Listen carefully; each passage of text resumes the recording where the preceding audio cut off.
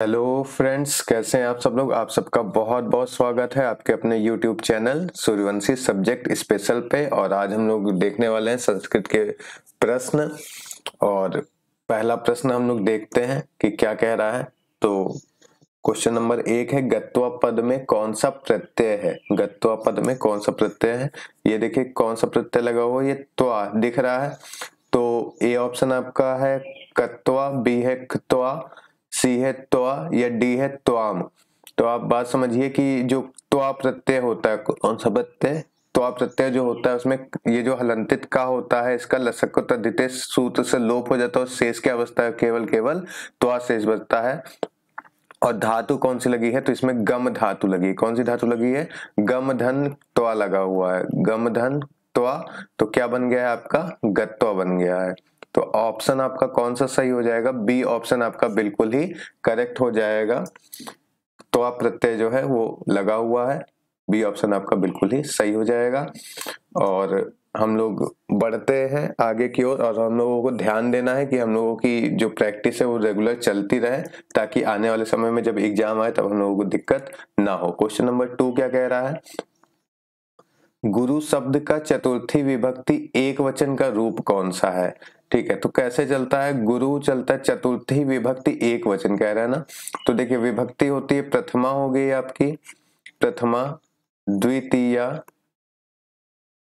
तृतीया, तृतीया, और फिर क्या हो गई आपकी, चतुर्थी हो गई। प्रथमा, द्वितीय, तृतीया और चतुर्थी हो गई। और वचन कौन सा पूछ रहा है, एक वचन ही पूछ रहा है, एक वचन। ठीक है, तो एक वचन जब पूछ रहे तो कैसे चलता है, गुरु, गुरु, फिर गुरुम, फिर गुरुड़ा, गुरुड़ा, और फिर क्या रहता है चतुर्थी का एक वचन, गुरवे, गुरवे। तो ऑप्शन आपका कौन सा सही हो जाएगा, सी ऑप्शन आपका बिल्कुल ही सही आ जाएगा। गुरु, गुरुम, गुरुणा, गुरवे। गुरु शब्द का चतुर्थी विभक्ति एक वचन का रूप है गुरवे। ठीक है, तो कौन सा ऑप्शन सही है आपका, सी ऑप्शन बिल्कुल ही सही हो जाएगा। क्वेश्चन नंबर 3 कह रहा है, नख छिन्ना में कौन सा समान समास है। तो नख छिन्ना कह लो या नख भिन्ना कह लो, एक ही चीज है। नख से भिन्न मतलब कि नख के द्वारा भिन्न, नख से भिन्न, या फिर नख के, नख से छिन्न कर देना यानी अलग अलग कर देना, या फिर नख के द्वारा छिन्न कर देना। नख के द्वारा से या के द्वारा लगा हुआ, द्वारा छिन्न कर देना। ठीक है, तो कौन सा आपका ऑप्शन सही हो जाएगा, बी। तत्पुरुष समास में ऐसा ही होता है कि कारक चिन्हों का प्रयोग होता है जो भी समास होता है उनके बीच में। तो नख छिन्ना मतलब नख से छिन्न या नख के द्वारा छिन्न कर देना। तो ऑप्शन आपका कौन सा सही हो जाएगा, बी। तत्पुरुष समास बिल्कुल ही सही हो जाएगा। कर्मधारय में क्या होता है, विशेषण विशेष से होता है। द्विगु में क्या होता है, संख्यावाची होता है। और द्वंद्व में क्या होता है कि दोनों समान, दोनों पद समान जो है वो समान महत्व रखते हैं, उसमें क्या होता है आपका द्वंद्व समास होता है। ऑप्शन कौन सा सही हो जाएगा, बी ऑप्शन आपका बिल्कुल ही सही हो जाएगा। क्वेश्चन नंबर 4 कहता है, अंगा का उच्चारण स्थान है। अंगा का उच्चारण स्थान, तो सूत्र क्या लगेगा, तो एक सूत्र लगेगा आपका अकु विसर्जनीय नाम कंठा लगेगा। अकु विसर्जनीय नाम कंठा, एक सूत्र ये लगेगा, निया नाम कंठा, अकु विसर्जनीय नाम कंठा एक सूत्र लगेगा। और एक सूत्र आपका लगेगा इयम मंगणना नाम नासिका चा। क्या लगेगा, इयम मंगणना नाम नासिका चा, नासिका चा। ठीक है, यह मंगणना नाम नासिका चा। तो कहां कहां से उच्चारित होगा अंगा आपका, तो एक तो कंठ से उच्चारित होगा और कंठ के साथ साथ यम मंगणना नाम नासिका चा सूत्र लगेगा तो नासिका से भी उच्चारित होगा। ऑप्शन आपका कौन सा सही हो जाएगा, बी ऑप्शन आपका बिल्कुल ही सही हो जाएगा। अंगा का उच्चारण स्थान क्या है, कंठ नासिका है। सूत्र क्या क्या लगेगा, अको विसर्जनीय नाम कंठा, यम मंगणना नाम नासिका चा। अगला क्वेश्चन हम लोग देखते हैं। क्वेश्चन नंबर 5 कह रहा है, मोक्ष पद का विलोम लिखिए। मोक्ष पद का विलोम, मोक्ष का मतलब क्या होता है, मोक्ष का मतलब होता है आपका मुक्ति। मोक्ष का मतलब क्या होता है, मोक्ष का मतलब क्या होता है, मुक्ति। ठीक है, तो मुक्ति जब इसका मतलब होता है तो इसका जो विलोम पूछा है, क्या पूछा है इसमें, विलोम पूछा है। तो विलोम क्या हो जाएगा इसका, बंधन। मुक्ति का विलोम क्या हो जाएगा, बंधन हो जाएगा। ऑप्शन आपका कौन सा सही हो जाएगा, ए ऑप्शन आपका बिल्कुल ही सही हो जाएगा। अगला क्वेश्चन देखते हैं। ये पैराग्राफ का है। तो पहले हम लोग पैराग्राफ न पढ़ के पहले क्वेश्चन ही हम लोग पढ़ते हैं। ग्रीष्म काले कस्य तापः अति संताप करो भवति। तो ग्रीष्म काल में किसका ताप जो है बहुत ज्यादा संतापी होता है? तो ऑप्शन तो आपका बी सूर्य बिल्कुल सही हो जाएगा, क्योंकि चंद्र, रात्रि और दिवस का नहीं होता है। थोड़ा सा हम लोग पढ़ लेते हैं क्या लिखा हुआ है। प्रायेण ज्येष्ठे आषाढ़म च मासे ग्रीष्म कालः भवति। ज्येष्ठ आषाढ़ के मास में ग्रीष्म काल आता है। ग्रीष्म काले दिवसा दीर्घा संतापकारा चा जायन्ते। ग्रीष्म काल के जो दिन हैं वो बड़े और संतापकारी होते हैं। इमे ग्रीष्म दिवसा संध्या काले रमणीया प्रतिभंति। जो ग्रीष्म दिवस की संध्या काल होती है वो क्या होती है? रमणीय होती है, मतलब कि अधिक रमणीय होती है, क्योंकि दिन भर तो बहुत ज्यादा संतापकारी धूप निकली रहती है, लेकिन संध्या काल में क्या ये बहुत रमणीय प्रतीत होता है। ग्रीष्म काले रात्रय लघु प्रमाणा भवंती। मतलब कि ग्रीष्म काल में दिन तो बड़े होते हैं लेकिन रात कैसी हो जाती? छोटी हो जाती है। ग्रीष्म में धर्म तप्ता जना रात्रिषु शांतिम लभन्ते। ग्रीष्म सूर्य से तापा अति संतापकारो भवंती। ये देखिए यहीं पे सूर्य से ये आपका लिखा हुआ है, जो क्वेश्चन था वो उसका आंसर यहाँ पे लिखा हुआ है। ग्रीष्म कस्य तापा अति संतापकारो भवंती। ग्रीष्म सूर्य से तापा, ये देखिए सूर्य से तापा अति संतापकारो भवती। सूर्य से संतप्त किरणा अग्निम वर्षन्तीव ज्ञानते। सूर्य की किरणें अग्नि बरसा रही हैं ऐसा ज्ञात होता है। और उसके बाद आपका क्वेश्चन दिया गया था ग्रीष्म काले कस्य तापा अति संताप करो भवती। तो सूर्य तापा अति संताप करो भवती। ऑप्शन आपका कौन सा सही हो जाएगा? बी ऑप्शन आपका बिल्कुल ही सही हो जाएगा। अगला क्वेश्चन हम लोग देखते हैं। पूछा क्वेश्चन संख्या 7 पूछ रहा आपका दीर्घ संज्ञा विधायकम विधायक सूत्रम अस्ति। दीर्घ संज्ञा विधायक कौन सा सूत्र है? तो दीर्घ संधि का एक सूत्र लगता है आपका, कौन सा लगता है? अकः सवर्णे दीर्घा। अकः सवर्णे दीर्घा की अक जब अपने असमान अक से मिलेंगे, अक जब अक से मिलेंगे, किससे मिलेंगे? अक जब अक से मिलेंगे, किससे मिलेंगे? अक से मिलेंगे तो क्या हो जाएंगे? दीर्घ हो जाएंगे। ठीक है, अका सवर्णे दीर्घा। अक जब अपने सवर्णी अक से मिलेंगे, बात वही चीज है, सवर्णी मतलब समान। ठीक है, असमान नहीं होगा, सवर्णी मतलब समान। अक जब सवर्णी अक से मिलेंगे तो क्या हो जाएंगे? दीर्घ हो जाएंगे। आ जब आ से मिलेगा तो क्या हो जाएगा आपका?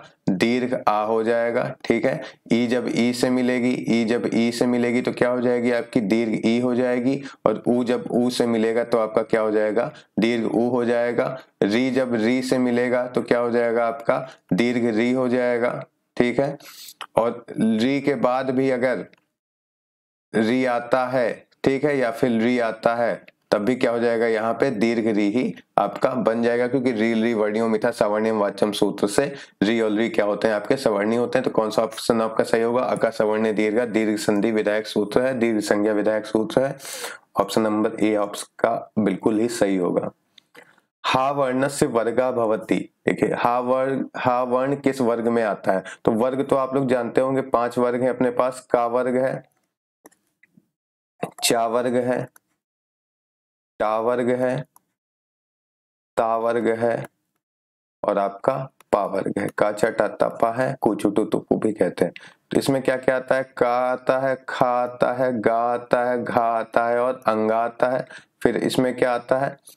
चा, छा, जा, झा और इया आता है। फिर इसमें भी मूर्धन्य आते हैं सारे, टा, ठा, डा, टा, ठा, डा और फिर ढा और फिर ड़ा आता है। ठीक है, देखिए ऐसे होता है। जैसे ये कंठ है ना, कंठ है ना, कंठ से कौन का वर्ग उच्चरित होता है? तो का वर्ग में काखा गाघा अंगा और क्या आता है आपका? हा आता है। ठीक है, तालु वाला कौन सा है आपका? तो तालु वाला कौन सा है? चा वर्ग है। तो चाछा जाझा इया, चाछा जाझा इया और कौन सा आता है आपका? तालव्य सा आता है।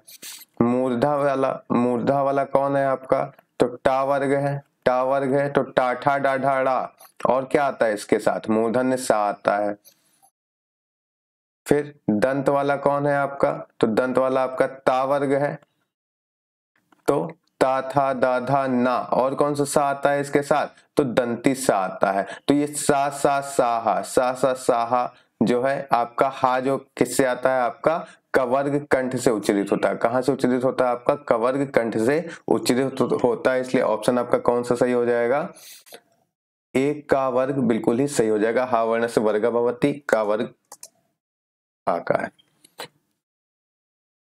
क्वेश्चन संख्या 9 क्या कह रही है, का इत संज्ञेन वर्णेन निष्पन्नाः प्रत्याहारा कति सन्ति। का जो ये हलंतित का है, इससे कितने प्रत्याहार बनते हैं, तो आपके कौन कौन सा बनेगा, एक तो अक बन जाएगा, ठीक है, किससे बनेगा,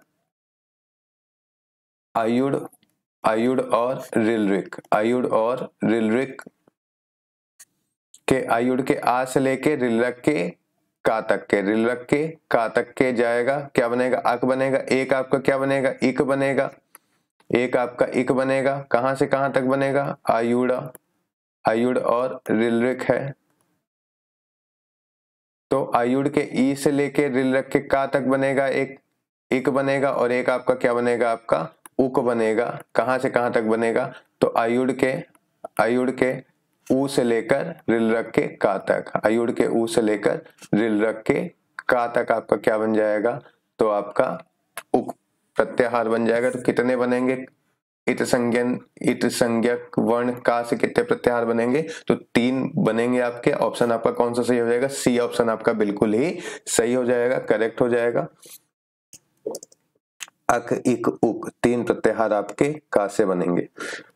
क्वेश्चन संख्या 10 क्या कह रही है, प्रत्याहारस्य शाब्दिक अर्थो अस्ति। प्रत्याहार शब्द का शाब्दिक अर्थ क्या है, तो देखिए बड़ी से बड़ी बातों का ना, जैसे लिखा हुआ है आपके सामने, ये सूत्र लिखा है, सूत्र लिखा है, आयुड़ लिखा है, रिलरिक लिखा है, ए ओंग लिखा है, और आई औच लिखा है,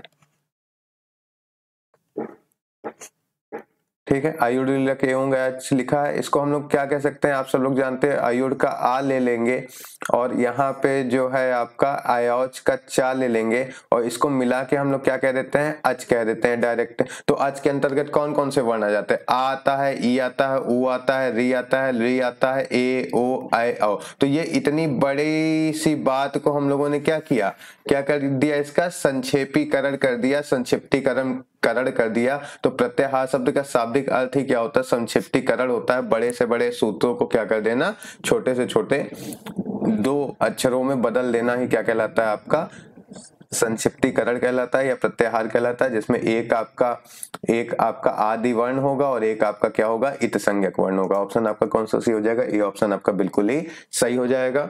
क्वेश्चन संख्या 11 देखते हैं, इनमें से लक्ष्मी का पर्यायवाची नहीं है। तो देखिए कौन सा लक्ष्मी का पर्यायवाची नहीं है, श्री जो है लक्ष्मी का पर्यायवाची है, रमा जो है लक्ष्मी का पर्यायवाची है, कमला भी है जो वो लक्ष्मी का ही पर्यायवाची है। ये जो यामिनी है ये किसका पर्यायवाची है, तो ये रात्रि का पर्यायवाची, किसका पर्यायवाची है, ये रात्रि का पर्यायवाची है। इसलिए ऑप्शन आपका कौन सा सही हो जाएगा, सी ऑप्शन आपका बिल्कुल ही सही हो जाएगा। लक्ष्मी का पर्यायवाची नहीं है, तो रात्रि यामिनी जो है वो लक्ष्मी का नहीं रात्रि का पर्यायवाची है। ऑप्शन नंबर सी आपका बिल्कुल ही सही हो जाएगा। ठीक है, थैंक यू फॉर लर्निंग। आप सबका बहुत बहुत शुक्रिया जो आप हमारे साथ बने रहे। आप हमें फॉलो कर सकते हो इंस्टाग्राम पे प्रशांत_सूर्यवंशी9 पे, यूट्यूब पे आप आए हो तो आप सब्सक्राइब कर लेना और लाइक कर देना। FB पे आप रिक्वेस्ट भेज सकते हो प्रशांत सूर्यवंशी अयोध्या के नाम से। आप मेल कर सकते हो ps7007856147@gmail.com पे। और कभी भी आपको कोई क्वेरी हो वीडियो लेक्चर्स के रिकॉर्डिंग या फिर आपको नोट्स के रिकॉर्डिंग कोई क्वेरी हो तो आप व्हाट्सअप कर सकते हो 7007856147 पे। आप सबका बहुत बहुत शुक्रिया, बहुत बहुत शुक्रिया, थैंक यू।